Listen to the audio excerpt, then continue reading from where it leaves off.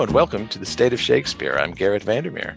And I'm Jim Elliott. And today joining us we have Lynn Robert Berg. Hello, Lynn. Hi, how are you guys doing? So good. So great to have you here today. Great to be here.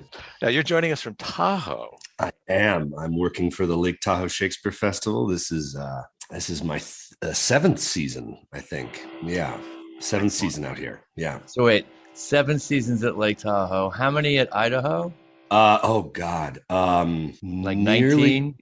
Something like that. 19, I think. And I want to say I'm just over or just at 20 at Great Lakes Theater. I was going to say, and then that's the next one. Good gravy. What a perfect segue into the canned bio that we have already put. Fantastic. Lynn Robert Berg just completed his 19th season at the Idaho Shakespeare Festival. There we go.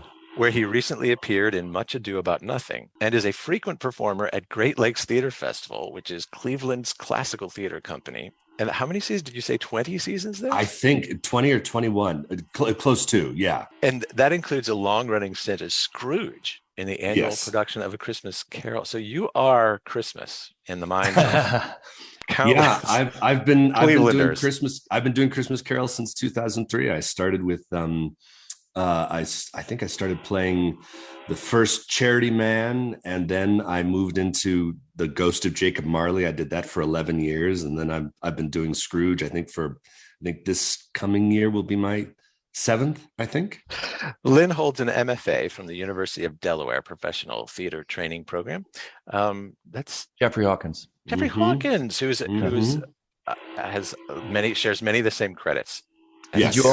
Did you all meet there? We met actually at the Idaho Shakespeare Festival in 1998. That was both our first seasons. I was 20, and I won't give his age because that's just polite. No, I was 20, and I was still in college. I was an apprentice, and I was an intern. I was an intern actor. I don't remember. Long time ago. But we started at the same time, and we've been working together ever since. We worked there for 3 years. Then we went to grad school together, and then we left grad school at the same time early to go work at Great Lakes Theater for Charlie Fee. And we've been doing that ever since. So Jeffrey Hawkins goes way back with the State of Shakespeare too. He was a guest in the early days back when we were doing these live in person in rented studios like Shaler Studios in New York City. Wow. So, more about Lynn. Lynn, according to some press that we found on the interwebs somewhere. Oh no. Lynn states, he likes acting because it, quote, forces me out of my comfort zones and to confront the truth of who I am when placed against other characters. Also, it's fun and also it's hard. And we'll return to that statement. What a bunch of nonsense. Lynn has appeared, as we've discussed already, in countless productions of Shakespeare at regional theaters all over the country. And rather than go through the list, Lynn, why don't you tell us your favorite 3 and where they were? Ooh, okay. It's like trying to pick your favorite child or something like that. Or maybe your most memorable. My most memorable. I got to play the Scottish King about 4 years ago, and that was pretty awesome. It was a pretty great production with great people, and I think Erin Parton, who did one of the State of Shakespeare's, she was my Lady M, and she was amazing to work with. And that was Idaho. It was one of the Cleveland, Idaho, Tahoe shows. So we did all 3 cities, and worked on it for 5 or 6 months, and that was great. We closed that show, and I thought I could do this another 6 more months. I'm a homely character actor, so I don't play a ton of leads. So I played Richard III. I got to play Caliban one time, which was really fun. I had these barnacles glued on my face, and I had a crab claw, and I scuttled around. I'm 6'1", and I was scuttling around on the stage, trying to be the smallest person on stage, and that was a lot of fun. That was a lot of fun. There's something I never thought I'd get to do. I never thought I'd get to do any of this stuff. So Lynn, back to your statement about being a self-professed homely character actor. Yes. Now, our listeners are going to hear you as quite handsome. Oh, well, that's the trick, isn't it? But the idea of being a homely character, well, we'll post some pictures of you on our website, and our listeners can see the incredible range. You have a headshots that you look like the most sweetest, baby face guy you'd ever want to meet, and then just add a beard and perfectly terrifying. Sure. Yeah. But being a character actor, that's a thing. That's a real thing. People do have types that they work in, and tell me about what that experience is like for you. Well, when did you discover that you were a character actor? Well, when I didn't look like a matinee idol, and I didn't look like there was a season where they started hiring like really, really, really good looking guys in the company. And I went, oh, they were like fit and worked out all the time. And like, oh shit, I gotta do something. I gotta get back in the gym and stop eating a lot of pasta. I think actually it was really when I'm bald, of course. So it was when I started losing my hair that I thought, oh boy, I don't know what I'm going to do. I started losing it in college, and it was, it was kind of traumatic at the time. But I started to think of it as like, this is all a blank slate, slap a wig on me. I can be different, put a beard, grow a beard. I can be completely different. Makeup, if you have the ability to change your voice and change how you sound, I think that's the first step into being more dynamic, more versatile and everything. If you have that kind of flexibility, that's the thing that really excites me is changing the way I look, changing the way I sound. That's just interesting for me. Just speaking from my own experience, when I graduated and started trying to work professionally, I was coming from this background where I innocently and incorrectly thought that I was a character actor, that I was going to be a character. Garrett's really good looking. He is really good looking. He's very good looking. Hey, I'm not going to argue with you about that. But the point I'm trying to make is, I would walk into auditions with these wildly out of type material and bring that to the table, and nobody at any point ever told me, hey, you're barking up the wrong tree here. This is not going to be your thing. You need to think about this other thing. And now that I'm a teacher, I'm not sure how or even if it's appropriate to have those conversations with my students. But I know from me, it sure would have been helpful if somebody had said, yeah, okay, there are lots of things that you can do, but you can't do everything. So do the thing that it's going to work for you. I'm going to elaborate on this. I wish I'd had a more defined type. The sort of blanket character actor thing is also frustrating because it's like, well, I can do that and I've done that. It's just usually it's where I fit into a company. It's where I fit in to a certain project, and a lot of that's just not in my control. So I'm lucky to have gotten to do all the things that I've gotten to do. Well, I do think that one of the things you said is a really important part of that Garrett's talking about, which is, you went through this hair loss early. Oh, sure. And you sort of took a look at yourself and you were like, this is who I am, and I'm going to make the best of what I have to offer, and the sort of the physical attributes that I have, as well as the what people perceive of me, that kind of thing. And I think that to embrace that and to sort of accept that in yourself launches you in a way that a lot of people aren't doing these days because they think that they can be that. Oh, yeah, exactly. And it happened when I was really young, too. So it's not like I'm hitting my mid 40s going, oh, no, what's going to happen to my career now? It's like I'm sort of at the place now where I'm, because I was bald as a young man and I've got the voice I have and I've got the look that I have. I was playing Sir Anthony Absolute in college at 19, in the Rivals. It was ridiculous.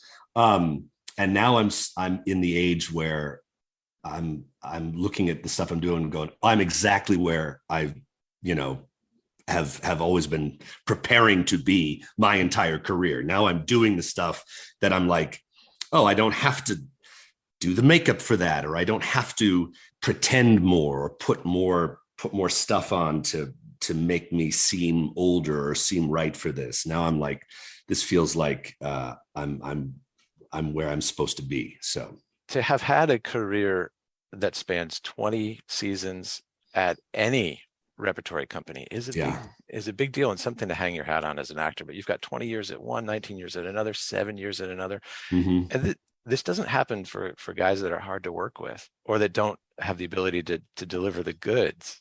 That's part of being the character actor, is like, my flexibility has helped, like I'm a good enough singer that can throw me in a musical. I can make myself look different easily.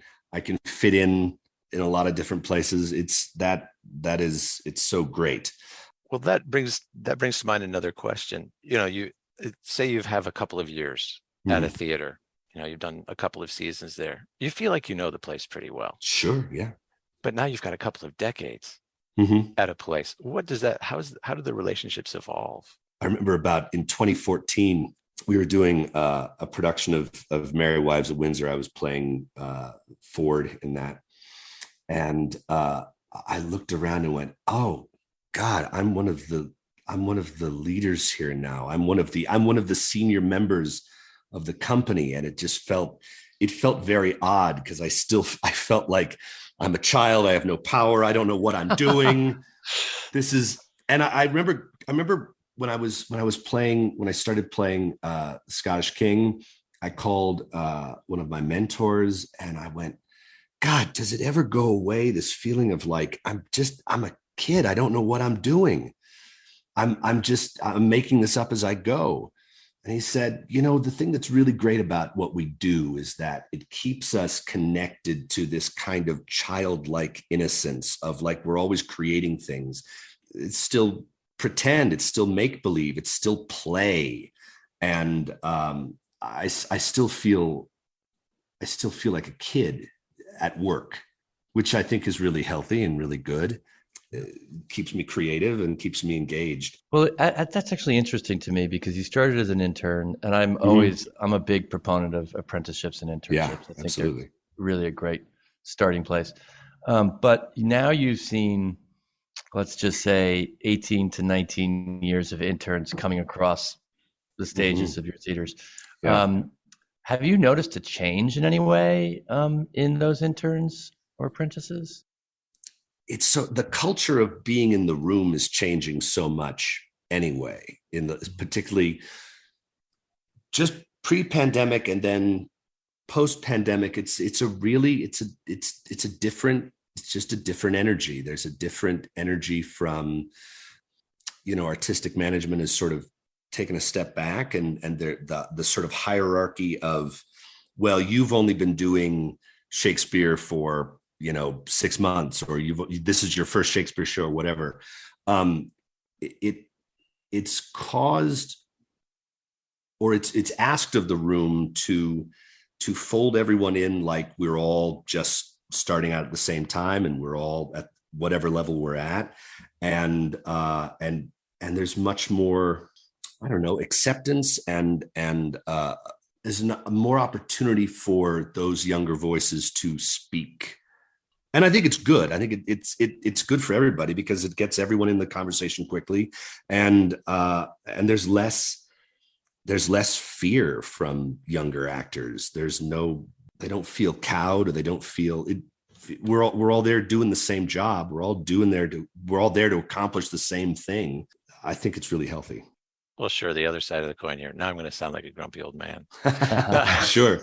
No, please. I've been teaching long enough to see a change happen in the classroom where, yes, if I were to walk into a classroom and students are already there, when I started, there's a lot of excited chatter. They're engaging with one another. But it wouldn't be uncommon for me to walk into a classroom these days and students are already in the space, but they're all sitting at their chairs with their heads down and their faces in their phones.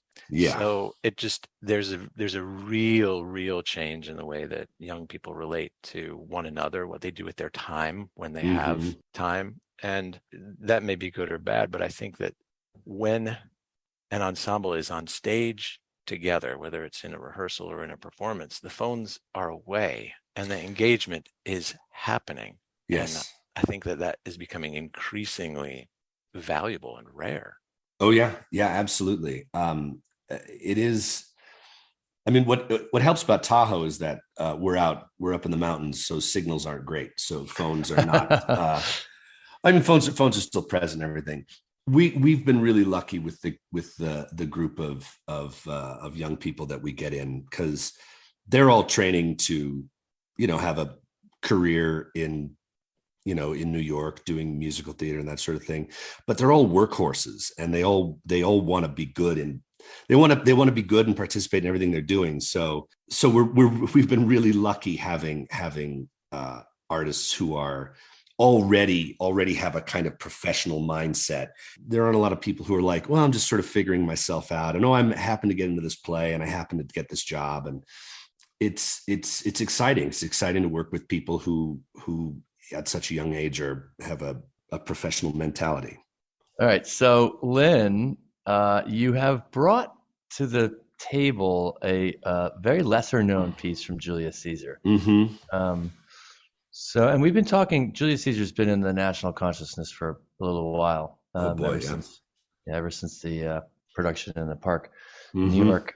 Why this piece? Why this play? For a practical reason, it's the last thing I did before the pandemic. The last Shakespeare I did before the pandemic. We were rehearsing Much Ado About Nothing. The production of Much Ado About Nothing that we're doing right now, we were supposed to do 2 years ago, and everything got canceled. So that was the last Shakespeare that I performed in front of an audience. I used to call it the Dark St. Crispin's Day speech. I even have that in our notes. Yeah, it's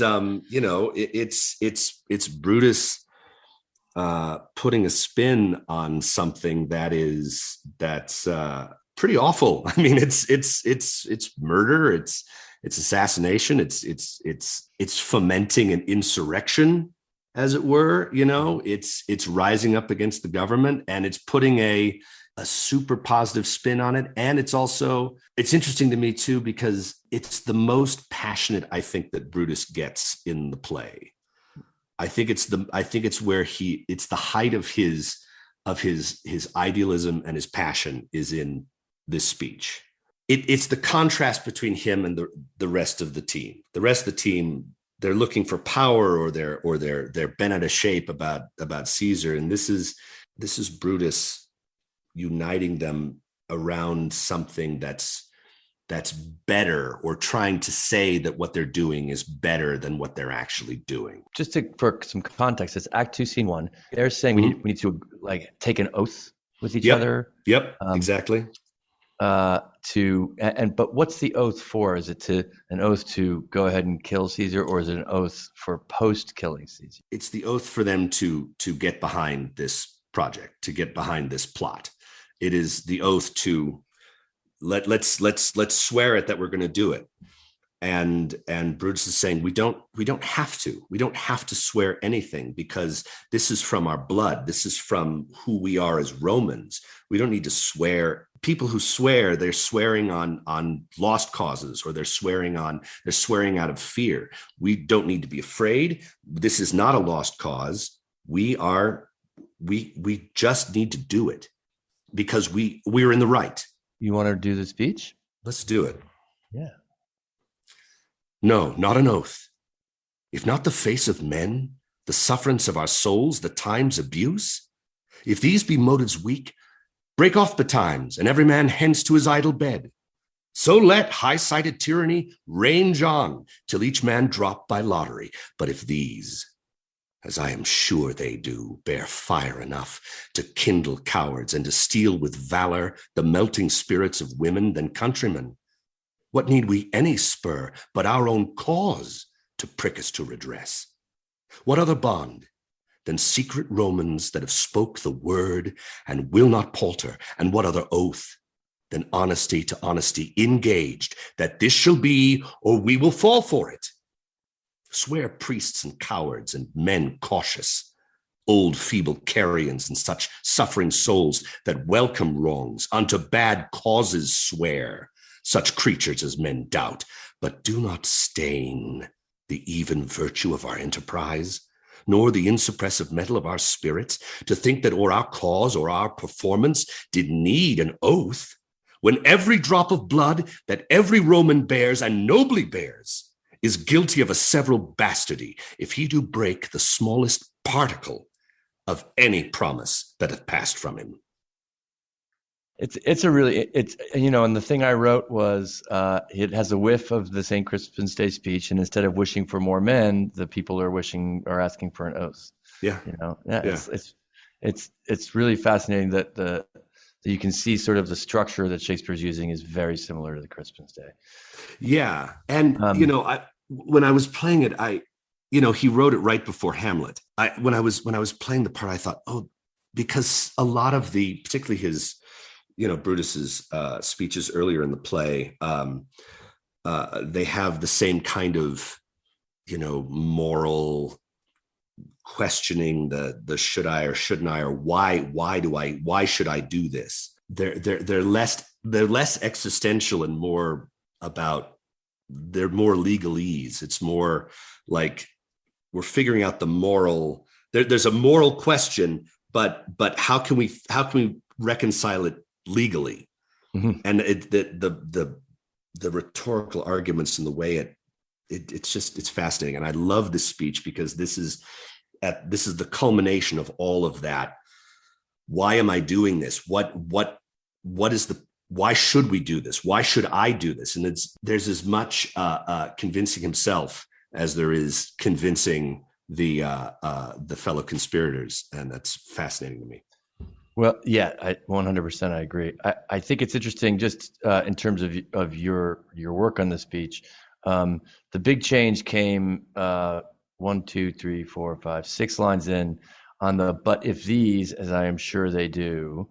And just to go wonky for a hot second, Garrett, I know that's a midline stop. Yep. And you took that as sort of a spring into the next part of the speech.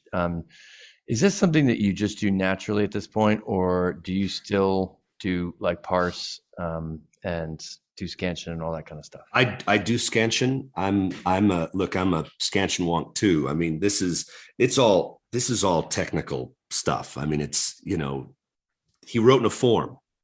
He wrote in a particular form. And I believe that if you play that form, it does all the work for you. It tells you where to suspend something. It tells you where to create tension. That's what I love about this speech too, is that he has a lot of those where he's suspending an idea and then comes in with the conclusion. It's so cool. I look for why something, or why I would suspend this. I mean, he wrote it in this way. I have to figure out, okay, well, what does that mean? Why would I suspend that? Why would I hold that out? What's the effect? What's the power in letting something like that hang? But if these, and then the punctuation next, it's sort of a parenthetical, but it's just so cool. Mm-hmm. I have no other words for it, but it's looking at the structure and playing the structure it's important, because we have to make a distinction between, this isn't a contemporary piece. This isn't a contemporary play. It's not prose or anything like that. We have to honor what that is. And the way we honor it is figuring out, well, why is it suspended there? Why is it a half a phrase suspended at the end of this verse line? What does that mean? What can I do with that? How can I keep the audience engaged with this thought? Yeah. And the most amazing thing is that if you just honor it, mm-hmm. the audience is going to be suspended. I mean, that's how good the writing is. Yeah. It's so good. And then the idea of the 3 questions in a row, mm-hmm. The first one, it starts with "but if these," but like, and then the answer, it's almost like an if then proposition, Yeah. and what, I think what's interesting for you when I heard you is that you were keeping that sort of question ball in the air until you landed the answer or the answer you were going to give. So, and that's no small feat. Well, it's just, I mean, look, again, it's just the form, it's the structure. If you just play the structure, if you just play the form, it'll give you the energy. It'll give you the, I had a professor years ago who I loved, who said, this work is simple, but it's not easy. And you have to learn to get out of the way of it. You have to learn to just I can't impose what I want to do on this. I have to look at the text and I have to read it, and it has to tell me what needs to be done or what I need to do, what my job is. And it's great because it actually takes some pressure off. It means that I don't have to work as hard. I just have to work on doing this thing for real. Everything else is gravy. Well, this play is very timely, of course, for obvious reasons. As an actor, when as we age and gain hopefully in wisdom, but also in cynicism, I imagine it becomes harder and harder to fully invest ourselves in these characters that have these grand ideas and ideals, especially when we know that there is self-delusion. But we delude ourselves about everything, I mean, we're human beings. We're in a constant state of self-delusion, I think, about a lot of things. So I don't think that I mean, it's certainly a change from everyday life, to be able to play this kind of pretend, where you get somebody who's written something really amazing for you to say. I'm not an improv actor, so I can't think up great things as clearly as this interview is going. I don't have great insight at my fingertips, but to be able to play these guys who have to have a real kind of size and scope to their thinking and their point of view it's challenging, and it is fun and endlessly compelling. Oh, what a beautiful way to bring us full circle. Yeah, thank you, Lynn. This has been a joy. Pleasure's mine. I'm Garrett Vandermeer. And I'm Jim Elliott. And thank you for listening to The State of Shakespeare. That's a wrap. Hey, Lynn, thanks so much. Well, thank you, gentlemen. Thank you. Pleasure to meet you. Jim, stay on. I want to share with you my recent experience at the road trip. I'll see you guys. Okay. Take care. See you, Lynn. Bye, Lynn. So I went to the American Shakespeare Center in Stanton, Virginia. It was great. What'd you see? I saw something called Thrive, which was the companion, the Shakespeare's Contemporaries, the new Contemporaries of Shakespeare contest, where it's a contemporary play. We talked about all this with Yeah. I think it's Kevin great. Mitchell. Yeah, it was. And Thrive is based on. It's a companion piece to Twelfth Night, but the relationship is very, very, very tangential. I mean, you can see how they kind of inform one another, but it's definitely it's very much its own thing. It's about the first woman to circumnavigate the globe. She was a botanist and an assistant to a much more powerful male who obviously got all of the credit, and she was horribly abused. But it was an uplifting story ultimately. Oh, that's awesome. Yeah, and super interesting. And Carol Ann and I, we were very tired that day, and I said, hey, if it's no good, we got these tickets, they're free. If it's no good, we'll just leave at intermission, no harm. And we at intermission, we both decided we wanted to stay because we were invested in the story. Right. So I think they did. I think they did something right. That they were charming actors, versatile. Did they do it in this theater, which is the Blackfriars Theater? Blackfriars, yeah. Haven't been to the one in London, which is probably a very faithful recreation because it's the same. It's part of London's Globe. Right. They have two spaces, right? Yep. So I don't know how it compares, but I imagine very similar. And it was done with universal lighting. Yeah, so it's OP, right? Yeah, it's very OP. So they had chandeliers that illuminated both the stage and the audience. Very minimal, stage magic went Cool. into it. So I like that. it was great. But in a theater that I would just estimate it probably would hold 300. There were fewer than 50 on a Saturday night. So I think they're struggling to come back from the pandemic. But this town, Stanton, Virginia, what a really cool town. It's a very small mountain town in Virginia, but a lot going on this like 2-block stretch that's like the old town That's cool. touristy center. Really worth like a getaway if you're ever. I'm in. Yeah. I saw Twelfth Night. You did? Yes. You're kidding me. Carl Cofield's Twelfth Night. Yes, and I ran into Ty Jones. That's so great. No. And it was, I have to say, it was good. It was entertaining. Lots of music. Lots of like they put in. They even played the "Hey Nani Nani" song that Feste sings, but they updated the rhythms and the sound. Olivia was delightful. Feste was great. Belch and Aguecheek stole the show. Like you hope they do. Yes, like you hope they do. And William saw his first Shakespeare production, so he came with his first. Yeah, it was his first time seeing Shakespeare. You're kidding. He wasn't super interested, but at the end he said that was pretty cool. And I said, yeah, and this didn't even have any fights. And he went, there are fights in Shakespeare? And I was like, oh yeah. and then he asked questions, so that shows that he was picking something. Yeah. Well, if the clowns are doing their job, then Aguecheek was killer. Kids are in. That's great. Yeah, he was played by a white guy who's trying to be black, so he had like hair that had like beads, like Bo Derek beads on his. Yeah. Oh my God, he killed me. He was very funny. So that's great.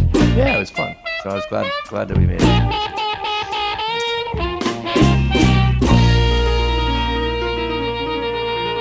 Thanks for joining us for the State of Shakespeare podcast. We invite you to visit stateofshakespeare.com for more episodes, information about each of our guests, and the Shakespeare text you heard on the program, and much more. And we welcome you to join the discussion by liking us on Facebook. That's www.stateofshakespeare.com. Thanks for listening.